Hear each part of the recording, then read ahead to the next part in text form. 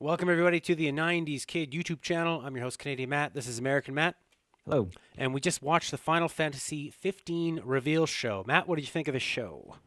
Dude, I was really pleasantly surprised. I'm so glad that I decided to tune in, even though we got that little leaky leak. And if you guys got the leak and you figured, well, I don't need to watch the show anymore, you missed out on some really cool stuff. Didn't you think it was worth tuning in? Absolutely. I was a little worried. I thought, like, it was such a buzzkill. We were so excited. We were talking about the show for a week, like all the coverage we're going to do on it, and just really getting into the spirit of it and getting Yeah. excited about Final Fantasy again. And to see what happened with GameSpot, it was obviously just a human error that Yeah. happened. And I felt bad for like Square Enix because they have been putting in such a huge effort, and just for the fans that wanted to get excited. Yeah. I like that they addressed it. Yeah, definitely. They made a little joke about there was a little button that was on stage, and they were only going to press that, and then they wouldn't tell you the release date until they pressed the button. And Greg Miller, I was waiting for him to do it, and he did. He addressed. He said GameSpot already pushed the button a little bit early, Yeah. and the whole vibe of the show was very casual. Was Yeah. very in touch with the modern video game culture.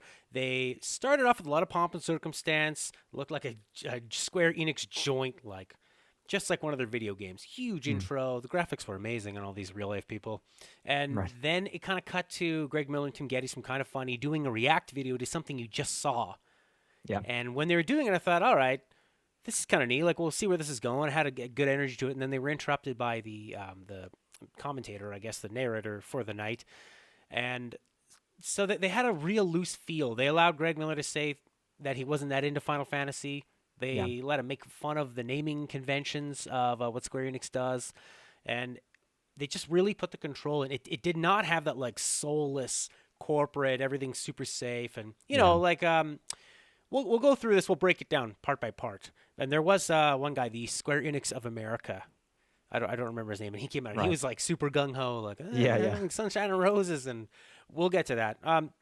I feel like the overall tone of the evening was honoring the past, trying to get Hmm. people excited for it, but it was really all about this. Like, there were a couple key phrases they said twice. One of them was about this new challenge, which I don't feel they really elaborated on, but they mentioned it Right. twice. Sakaguchi said it in the beginning, and I think one of the voice actors said it later on too. And the other one was it being about getting in touch with the casual gamer again. It was all Sure. about for like new people and hardcore fans alike. So, and I mean, if you think about it, Final Fantasy VII, that's what it was all about. It was about getting the casual person in. It was someone who'd never seen an RPG or a JRPG before, and bringing that into the mainstream. So, who do you think that this game could have anywhere? Final Fantasy VII is so untouchable, but do you think it could have anywhere near that impact or any kind a similar impact? I don't know, man. I think it has a good shot because I'm like a sentimental person, and I'm like an empath too. So I'm like super sensitive to like when I see movie trailers and stuff. Like it's really easy to get me like really worked up and like get my adrenaline pumping or bring tears to my eyes or like get me really fearful. I'm super sensitive to like the huge themes and archetypes and like the really hard hitting stuff that make a story great. Just kind of pierce right through me, and I was getting a lot of that watching a lot of these videos tonight. It felt like such an epic tale, and it felt like it's had such a timeless kind of fairy tale vibe to it. And I was really impressed how they were able to pull off that vibe in such a kind of I don't know, like neoclassical kind of modern, but still um, I don't know what to say other than fairy tale Yeah, I think that's kind of very setting. very apt. They they managed to make this whole presentation feel like a Final Fantasy game in that kind of magic that only Final Fantasy games have. That everything is very sweeping. It is bigger than big. The hair, it's like the hair is a big symbol for it. It's much bigger and much more complicated than it needs to be, but it looks nice, and they create a world around it that fits with it. Well, along with just the fun theme of it and the magic that was there, they were all about these 14 big announcements with Yeah. a surprise 15th one at the end. So to start off the show, they brought out Sakaguchi, and he got a huge ovation. Probably the biggest one of the night. I was thinking the only person who could have got a bigger ovation is if Nobuo Uematsu, the composer of Right. so many of the classic tunes, came out. Because I think there's Yeah. something about music that really resonates with people.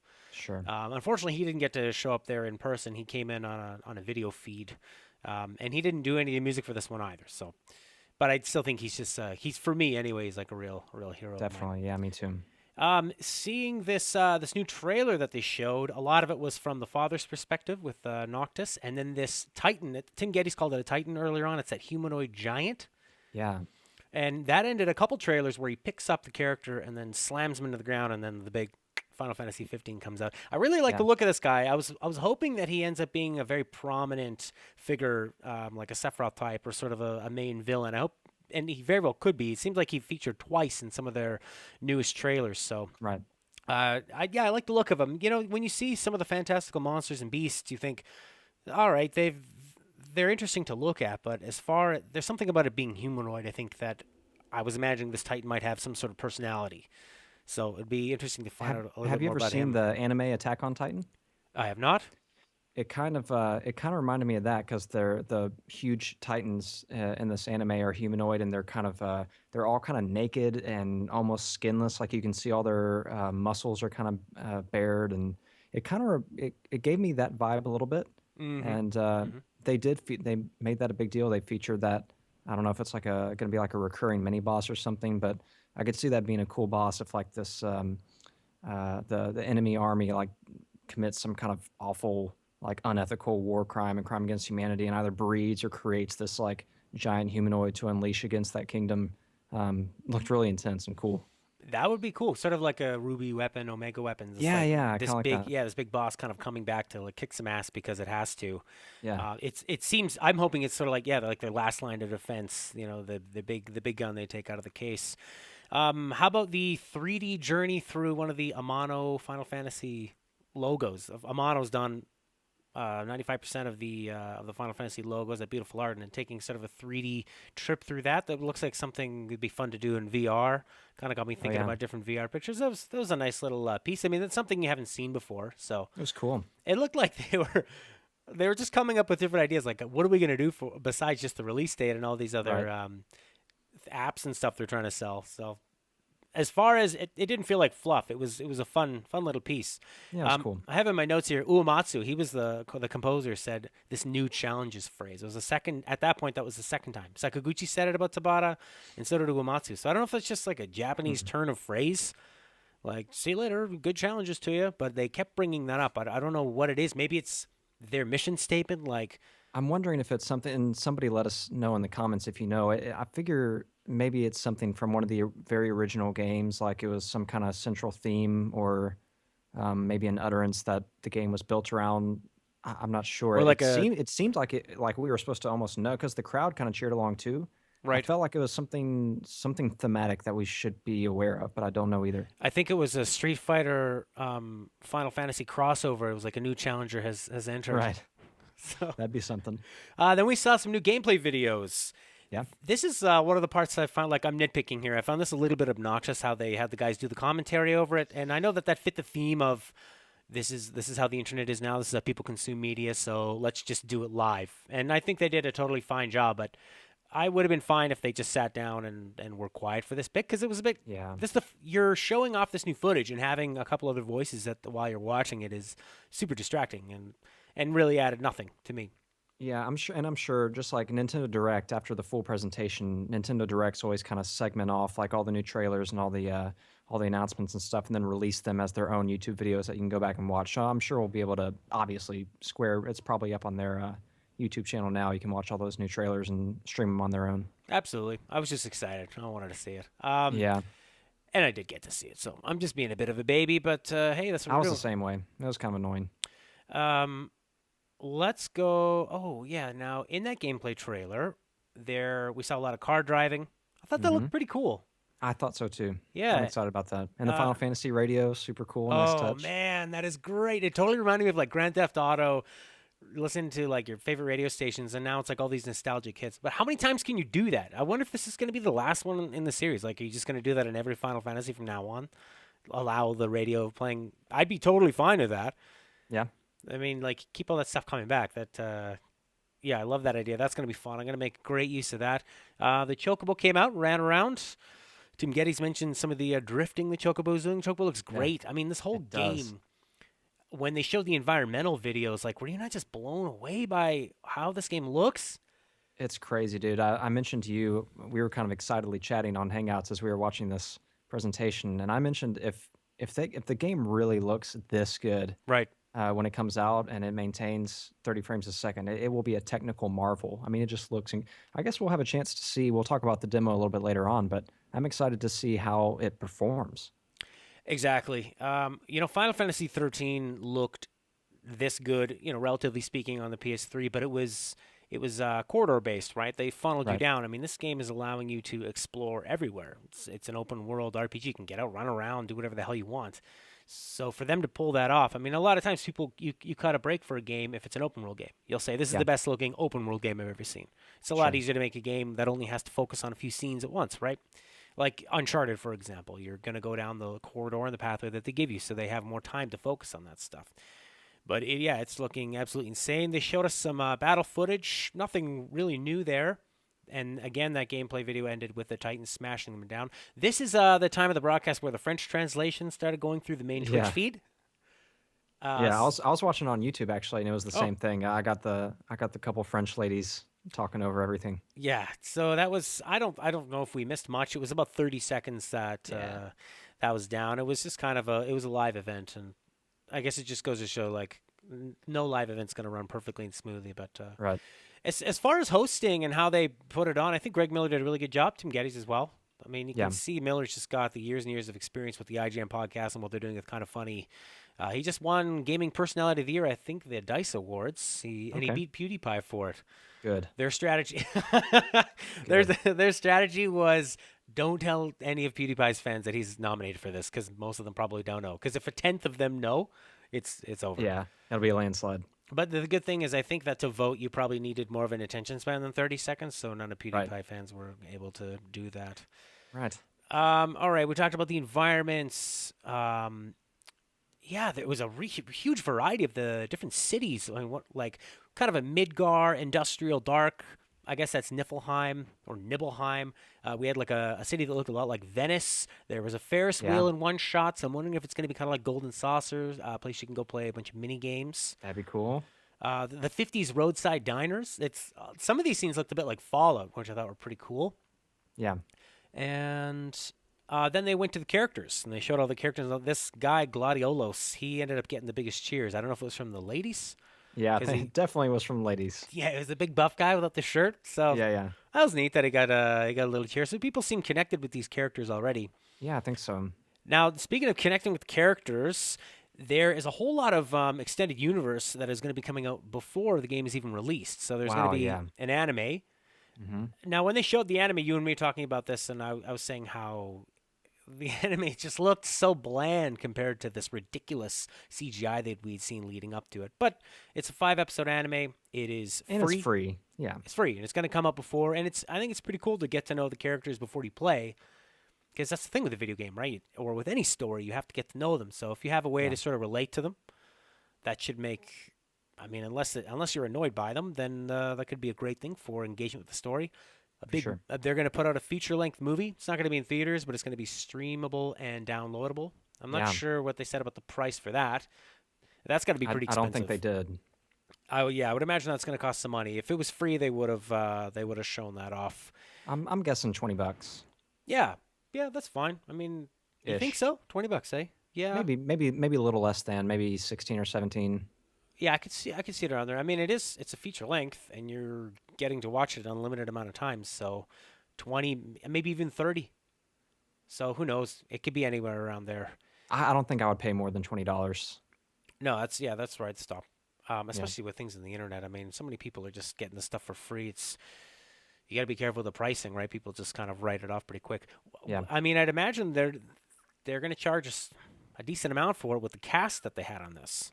Which was pretty awesome. Absolutely. So they introduced Lena Headey. I don't Lena remember. Headey from Game of Thrones. Okay. She is going to voice Luna in Kingsglaive. That's the name of the film, Kingsglaive. And the Glaive are like the knights or the protectors of the king. Yep. We had Sean Bean, who played Boromir in Lord of the Rings. Great Awesome. tough guy British actor. He's going to play Regis. And Aaron Paul from Breaking Bad Yeah. came out. He's going to be playing Nix. Yeah, just being a bro. Yeah, it was that whole section over on the couch was just this like, especially when that was all for the actors that they announced. They brought out Matt Kishimoto from Square Enix of America, and he showed a trailer for the demo. But the whole thing was like, yeah, dude, it's for like new people, it's for like old people. Like, you want to smoke Yeah. some weed, man? Pass the bong, pass the friggin' demo, man. He was psyched. He was psyched. He was super excited. It's funny seeing people on a stage presenting and performing when that's not their job. Right? Their job is to run a company and be a Yeah, serious businessman. But there's a pretty good vibe all the way around. I think that it these was guys had to be feeling great that they finally get this monkey off their back. for This is sure. this is probably the worst part of their budget meetings every quarter for the last 10 years. Like, so when's this game coming Yeah. out? What are we doing with this game? Should we cancel it? No, should we not? Um, so anime, film, there is going to be a downloadable version of the mini game that's in the game. Right. Now the minigame is called Justice Monsters 5, and the characters walked over a sort of like pinball looking machine, Yeah. and then the top down view was like fairly tame, but then they showed some like different cutscenes of like boss battles, and it looked like 4 avatars were along the bottom, so it was really hard to tell exactly what was going on in this game, but you are going to be able to download it on iOS, Android, and Windows, and the pre-registration for that starts tonight. Yeah. This is God, you remember 10 years ago when we never like pre-registered for any of these things and like Right. pre and watched here's the release date for the release date, and that's how it's had to been because we're so up to the minute and up to the second on everything. We need to like create these new landmarks in time. Yep. Right. This was the line he used. Matt Kishimoto, he said, "Fun and free, Final Fantasy 15 for first timers and fans alike." That seems to be their mantra. Yeah. So he announced a new demo, Platinum demo, where you're playing a part of the game. It's actually not a part of the main game. Right. Whereas episode Do Sky was actually a vertical slice of the beginning of Final Fantasy 15. This is completely separate, playing a young Noctis in sort of like a dream state. Yeah. And it looked like they're really playing with the perspective where he was very small, like Toy Story size, Yeah. the size of like a cat, where he's jumping around on the kitchen table and shrinking down. And he had some sort of, I guess Carbuncle was that little animal that was with him, Right. a giant eared rabbit dog kind of thing running around. Yeah. That thing gets attacked. And he said that if you complete this demo, you get to use Carbuncle in the main game. And again, he said the Platinum demo is for everyone. So, and the demo's free. It is. He I didn't. was looking for it right before we started recording this, and it's Uh, not up yet. yeah, absolutely. I was looking all over for that because he said that would be out now, but we'll see. Sometimes the PSN store, it can be a little hard to find the new stuff, but maybe it's just not up at all. He mentioned that at the end of that demo, it has a battle with an Iron Giant. He stopped his character progressing through the game. They're doing a live gameplay demo, Right. Right. and he actually stopped it, but then he told you what it was anyway. You know what? Even more so than the battle, I feel like what I'm most excited about in that demo is just seeing the game world in action, and it really looks like a showcase demo because those little panels that you step on to make things happen, it looks like they're just giving you a way to really um, kind of show off the world. And, you know, you step on it and it changes the weather randomly, and you stepped on another one and it would generate a random enemy that you could control for a little while. I'm assuming there's going to be more of those that might change the day and night cycle, and it looks like a way for you just to get in and see how incredible the engine performs. Get a few battles under your belt and get used to the new battle system. It looks really cool, and I liked the little segments that we saw. Like you said, he's in this dream state, so I guess there's going to be some kind of weird psychedelic little sections. There's one spot where he was, really small and kind of climbing up on his toys, and sunlight was just kind of filtering in through the window, and it looked really, really cool. I think that's going to be an awesome demo. I can't wait to try that out. Yeah, I mean, like you say, we're so curious about how this game looks and how it's going to be able to perform, is going to be able to keep up to it. So that is whether this demo is fun or not. The first thing is going to be jumping in, seeing how this looks, and seeing how it runs, and then trying out that combat because that's what you're going to be doing the whole time. The game is going to be a different story, but it looks like the combat is all the same. Where they've modified the weapons into like squeaky hammers or whatever, but Yeah. all the actual controls and the mechanics are going to be the same, just with a different skin over top of it. And he even drives a car. He Hmm. drives like a sort of old 30s gangster type car. Okay. Well, they announced after the demo that They're building a XV universe, a 15 universe. Then they announced a deluxe edition and an ultimate collector's edition, which everybody freaked out for. Yeah. The ultimate collector's edition, there will only be 30,000 of these available worldwide. It's going to have soundtrack, songs from the game, the film, all of this new universe they're creating, and it's going to come with some DLC as well. So I guess that means that the main game is going to come with DLC down the road. Sure. Like most modern games, of course. You can pre-order the deluxe and ultimate collector's edition now. Yep. Then we had the big man come out, Tabata. Tabata. The main director. We were on the pre-show. We were talking about how he was super excited to take over for this project because he wanted to be on the level of these AAA directors, and you could see the excitement on his face to come out and get the big ovation. It was so good. He was like a little kid, man. He was just giggling and like fidgeting and just like nervous happy. He was just nervous happy the whole time. It was a Yeah. joy to watch him. Yeah, there's nervous people on stage where you feel bad for them, you feel cringeworthy, but he was just like a nervous, happy. It was like a pretty nice moment. I think he summed up the whole night and all the people out there. He mentioned so many times about how these games take years off of his life, and I think it's all, but how it's all worth it, and you could see that moment there for him. So Definitely. it'd be super happy for him to actually get the game out and see what the reviews say when they come in. He was oh yeah, that's right. They went to hit the button and it didn't work, and he brought a little invisible button out of his pocket and he called it Air button, yeah. It was pretty damn adorable. They this is the part where, all right, we thought GameSpot, everything that they'd spoiled had kind of come to fruition. So Yeah. you were joking earlier, like, please just make it one day later or earlier, whatever. Just Yeah. anything, just to kind of give them that spark back. So what they did was they shot all the numbers around. They had the 16 land, obviously, 'cause it's 2016. Then the 0, then the 3. So we knew it was the 30th. And just when you thought, okay, it's going to be September 30th, they slowed it down like around April. And it was rolling through the summer ones. And everybody was freaking out like, oh, my God, we're going to get this in a couple months. And then they went to September and then flipped over to November Yeah. and then popped back one. Now, I wonder if they had that planned all along or if they thought we should maybe throw something in a little bit, if they just came up with that on the fly. However they did, it was well done, and I think it suited the atmosphere. You needed to swerve people a little bit. Yeah. Because everybody was so smart. I mean, in the Twitch box, it was just everybody was repeating the spoiler that they heard. So, but there was one more surprise, of course. Not just 14 announcements, but 15 announcements, and they showed another trailer. A lot of the stuff we'd seen before, sort of showing the song. Oh, that's right, they had "Stand by Me," covered by Florence and the Yeah, Machine. Florence and the Machine. That was nice. Yeah, that was pretty cool. It looks like they're really going all out. I didn't even mention the Audi R8. Right, the right. one Audi R8 model they're going to make. I thought they were going to announce a giveaway, some kind of contest to win that. I'm surprised they just brought up the car, so there's going to be one of them, and that was it. That was an announcement. Like, why would the average person care about that other than, I guess it's pretty cool. But I wonder if there's going to be some kind of contest in the future. I know you like your contest, Matt. I do. I do.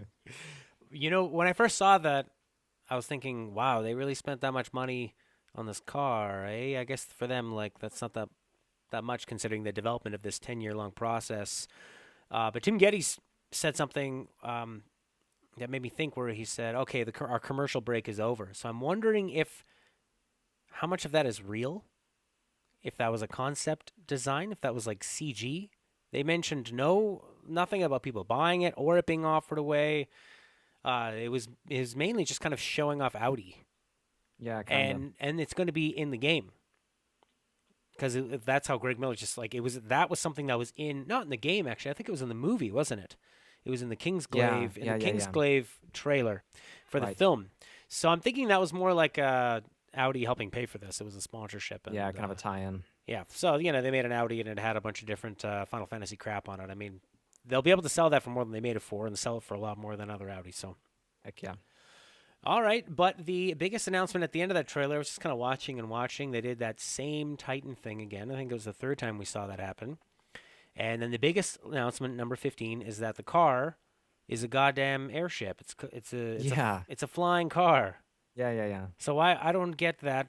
I'm hoping to see the story explains why it all of a sudden gains the power of flight. Perhaps that's why they said the car was broken and they had to go around and fix it up. They needed to fix the flying wings. Could be. Or whatever. It's Final Fantasy. We need an airship. We need a way to travel Definitely. around, and that's kind of an interesting way to do it. For sure. Keep it I like the idea of a big airship that has quarters and feels like a little home, but this is going to be it's going to be pretty badass too. We'll see how they'll integrate that. Maybe you can integrate that with combat somehow. That'd be cool. But all right, so Matt, after this whole event, are you more excited for Final Fantasy 15? Yeah, dude. Honestly, I I went into this thinking I would come out pretty much on the same level. I've always been excited for the game, just as a Final Fantasy nerd. Um, but I also was thinking I can definitely wait till September. I mean, I'm not just dying to play this game, but now I'm dying to play this game. I guess it was a good opportunity for me to get a little more clued in with the story and get a better feel for the characters because up to this point I hadn't really felt connected with them at all. And like I said, watching those trailers, I was just pierced by these vibes and tones and themes of kind of brotherhood and friendship and family and duty and honor. And it just seems so epic and touching. Uh, and I totally get swept up by that stuff. And I can't wait to take part in this huge story. It looks like they have really poured in everything they have into this fantastic story. And I cannot wait. Yeah, I'm a lot more excited about it now. It feels like the story is touching on simple themes of like friendship, loyalty, a prince. I like this idea of this complex relationship with the father. Yeah. It seemed like people were saying, well, you're supposed to be the one in charge, and he was saying that the dad kind of sent him away with a smile. Hearing the Japanese voice acting, I would love to have the option to play with that and the English subs. Yeah. I'm not nothing against English voice acting. It's just the Japanese is where it starts, Right. and it's obviously where where they're just going to put the most love and attention into, right? So, Sure. and it just seems to fit so much more. And I also prefer to read it as well. Um, yeah, it looks like a very sort of passionate and visceral feel to it, and it looks pretty exciting. I think they might have something really cool here. Yeah. The combat system looks fun enough, and they've just really, like you said, they put everything into this. It seems like it really came together when Tabata took over, and they went with Final Fantasy 15 instead of 13 versus 13. Yeah. And yeah, they might have a good. I think it's definitely not going to suck. That's true. It's going to be average to above. I'm putting my money on above average to maybe even great. And hopefully Final Fantasy keeps moving on, and we'll have another one to talk about in hopefully not 10 years. Yeah, for sure. Well, we'll have some impressions up about that demo when we get our hands on it, so keep tuned to A 90s Kid, the YouTube channel. For all your gaming needs and reviews, send us any questions to gamethinktalk@gmail.com. Hit us up on Twitter. But until then, have fun out there. See you guys.